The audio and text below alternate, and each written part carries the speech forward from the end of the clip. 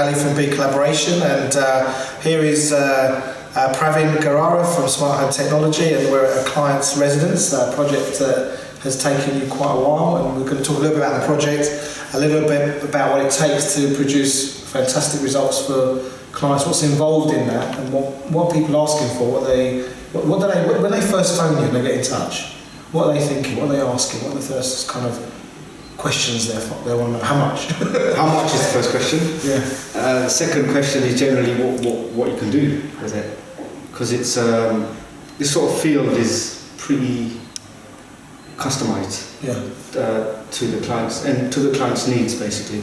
So we give them a little demo in our showroom, show them what we can control: lighting, heating, blinds, TVs, etc., etc. Right. And then they sort of give us a plan from that point on. And then we sort of work out what they need from that. We give them a price, obviously. Yeah, and then they go, come on. Yeah, and then we sort of work out what we can do for the budget we have. Yeah. It's quite intense. And so having a walk around today, I noticed how many different other skill sets you have to bring in. So you've got electrical skill sets, you've got carpentry and fitting of blinds, you've got the technology itself, the 4K projectors, the screens, the sound, the integration. It's a very multidisciplined project, to be honest. Yes. So when you're starting the process and engaging with the client, is showing them how much is involved in the process must be quite it's quite difficult to show them that sort of process, but we try to make it as easy as possible for the client, so the client doesn't have to liaise with so many different people. We will liaise directly with the electricians, the plumbers, the acoustics guys, you name it. And lighting designers as well. What do people think they want when they first start talking to you? They want everything. They want it all. They want everything until they see the price. Obviously, it's quite expensive to do quite a lot of stuff, and there's a lot of different range of products out there that fits the various different budgets. And that was something I wanted to kind of bring to people's attention. That, quite often we get quite geeky about the 4K, the number of hertz, the wattage, all of that kind of stuff. And at some point, it's actually about user interface, about homeowner's experience as opposed to all that. And I imagine engaging with you and speaking with you helps them, meander through all that maze. That's correct. It's a bit of like a jungle, really. So there's so many different ways you can go. You can design something totally bespoke, or the graphics are bespoke, everything's bespoke. Or you can have something that we do mid-range, and the user interfaces are the same everywhere, so people understand it.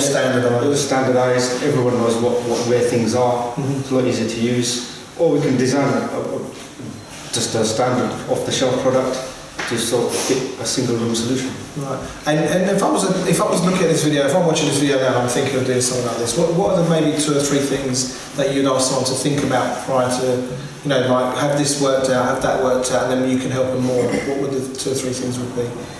The 2 or 3 things, it's quite difficult to sort of say because there's such a broad range of things we can do. I would say what's really necessary. That's the main thing. Right, so what are your must-haves? What's your must-haves? Do you need the heating control? Do you need the blind control? Do you need the lighting control?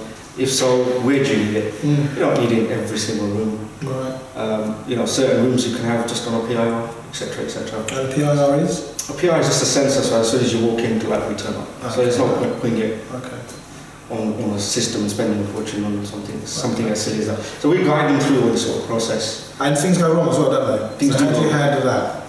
Just handle it, I suppose. You just handle it. It's not going to deal with it otherwise, is it? So. Yeah, and that's something when I was doing the testimonials and I was getting some feedback from people that you've done installs for. One of the things is things always go wrong, along the journey, and it's like major builds. And it's not always to do with you or your product. It could be to do with the project itself. It could be other suppliers. And I think, from what I understand, is you are quite flexible in who you work. You're willing to work with other people in the chain. Correct. And then manage the bits that you manage. But obviously that takes a certain amount of coordination, relationship building with the client. That's correct. Yeah. So how do you go about building a relationship with people? Because it's a big trust thing here, isn't it? It is a big trust thing. Generally, once a client starts working with us, they never want to go anywhere else. Right. We don't treat them as clients, we treat them as our friends. Right. Okay. And every project we do is as if it's our own. Yeah. So we have a lot of respect for that. A lot of AV companies, a lot of other people doing similar things don't have that. So we kind of slightly different. Even the client for this property as well, it's a friend. Yeah. It's not client. They didn't come in as a friend, did they? It didn't come in as a friend or client. Yeah. We did, I don't know, I think it was like 12 revisions of the quotations. Right. That's an inconvenience for you as well. I mean, it's not really. It's not an inconvenience at all. It's all part of the. It's part of it, because at the end of the day, if I was in their shoes, I would probably do the same thing. So you totally understand. You want to get exactly what you want, exactly at the right price. Mm-hmm. So it's your money, it's your house. Yeah, make sure. Exactly. Okay. All right. And in this project here, we did cinema. You gave us a. So here we've got one of the super cinemas. Yes. Well, the thing that I found really interesting about the cinema is the sound treatment. Is what it doesn't do. Yeah. Not what it does so much. It's actually going in the room. It's really important. A cinema is not just something that's just part of the shelf anymore. There's a lot of space. Especially if you're doing a new build, you can have a dedicated room for it. We can treat the walls so that it sounds as if you are in a cinema. Even better, in fact, because it's small. The sound is much better because it's a smaller room. You get a better experience in cinemas. And lighting is really important as well in the cinema. I was going to come on to lighting, because what we've kind of looked at this house is how much lighting features are involved in the house and how it adds to the ambience. The changing the lighting scene will change the experience in that room, whether you're entertaining, whether you're sitting reading a quiet book, or you're having a glass of wine or two, or you're trying to do some work and you need light, you're reading and doing whatever. Yeah. So the lighting will enhance all of those. Lighting not only enhances just the property, it's the value of the property in the future as well. And plus, one of the main advantages of lighting is energy efficiency. Right. People think that, it's costly and this, that, but you can, just a simple thing by lowering a bulb by 10%, your eyes will never notice it. But you automatically save. Are you saying that all this will ultimately pay for itself? If the lighting control, I'm just saying, but the lighting control adds to the value of the house. Gives people one of the things that the owner of the house said earlier on, he says that we've all got our own, we've all got our own. Guilty pleasures, right? Some people like going, motorsport. Some people like going on holiday. Some people like, my wife likes shoes, But everyone's got their thing. And he said, look, my thing's my home. I love being in my home. My home for me is part of my lifestyle, is enjoying my home. Yes, correct. And I imagine that includes entertaining, the family, sometimes just being on your own and getting some private time. So these features are enhancing, it's kind of multi-demands on a home. Correct. Whether it's entertaining, or you're out, or your alone time, or those things. So. And those functionalities are there. You want to play music, it's there. Go on your phone, you need to play music. You want to do a light scene, it's there. Just press on a button, not 100 switches on the wall, and rotary dimmers trying to get the right levels. One button does it all. Well, the other thing I was saying is technology is moving fast. I mean, not long ago the DVD came out, and suddenly Blu-ray came out, and that's 4K. Do people have a concern for staying, once, because these things are built into the house? Yes. And if they, how does technology keep up with that? Well, we pre-wire to a certain extent. So we know what's roughly coming out in the next year, 2 years, 3 years, 4 years. We wire for that sort of scenario.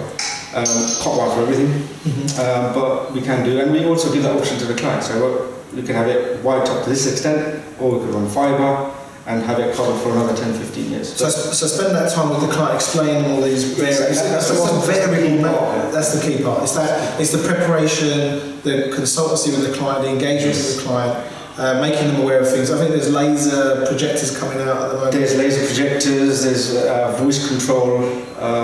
So I could be sitting there and talking to this little box, and then be turning all the lights on and turning the heating down. Yeah. Getting the curtains down. Getting your Uber taxi. Exactly. So the world's changing. Our homes are changing a lot as well. I think what I can see as well, I've been in a number of these projects now, is people do more and more from their homes. I suppose their homes. It's your home. Yeah. It's where you spend most of your time. And I think to quote Sanjay today about this earlier on, he said, I asked him about it, he says, you forget the outside world. You know what? For him, it is. It's a solace. It's a retreat from the outside world. Actually, this is where I get to just, because a lot of people are kind of living. They're travelling. They go from hotel to hotel. They're busy lifestyles, and actually, home is a retreat where they get to just where they feel secure, where they feel But the outside world's the outside world. Yeah, I know there are security features as well. There's also with cameras and. So yeah, we've got a security, so we can do HD cameras around the house, protecting the perimeter, laser sensors. Laser sensors. And I imagine you can log into, say, you left the pet at home all day, or you've got the kids at home and you want to. Well, that's one of the things. You want to sit with the TV. Yeah, so one of those things we ask the client is, do you have a pet? Do you have who lives in the house? You know, how many kids do you have in the house? Do you have elderly people in the house?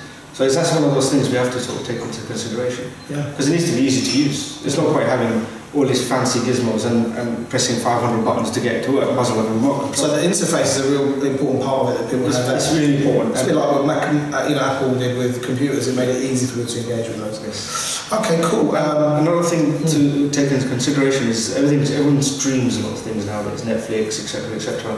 So the IT infrastructure needs to be really good. Without the IT infrastructure, nothing's going to work properly. Everything would be. Because we've got some pictures of the boxes that go behind the scenes. And there's like 6 foot racks with loads of controllers and. Yeah, it looks complicated, but at the end of the day, if it was a big house, you'd have 5-6 skyboxes everywhere. You'll have lamps everywhere. Yeah, we're just putting it in one place. That's why it looks big. Okay, so but the other thing is I found quite interesting is how the technology, and what we say is the smart home tech bring technology to life. One of the things is actually that the technology is impacting people's lives, but it's invisible, it's in the background. Correct. So it's all in one place, it's easier to service. I think also you can log in from outside and do stuff with remotely service systems as well, see what's wrong, so that change programming, etc. And I imagine that updates as well when you need to update for it. Yes, correct. Okay, is there anything else you'd like to add? No, I think that's pretty easier than you thought. It's been for our first video. It's been quick. Yeah. It's been quick. Yeah. And also on that note, projects can take. They can take years. Yeah. Because some can take years. But at the end of the day, it's what the client wants. So you've got to work with them. We've got to work with them. Doesn't matter how long it takes. We work with them. So that's it. So it's Pravin Garara, Smart Home Tech. My name's Erkan, and thanks for listening to our little introduction into the world of smart home technology.